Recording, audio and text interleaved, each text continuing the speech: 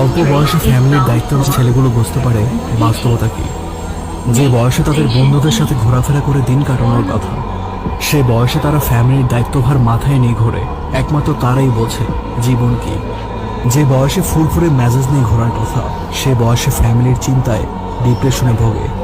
যে ছেলেটা কষ্ট হবে বলে কখনো কাজ করেনি, আজ কাজ করতে করতে হাতের চামড়া খসে পড়ে যায়।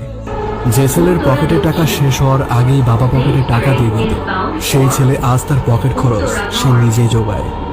একটা সময় পর বুঝতে পারে ভাই বন্ধু কেউ পাশে থাকে না, মন খারাপ হলে তাদের পাশে কেউ থাকে না।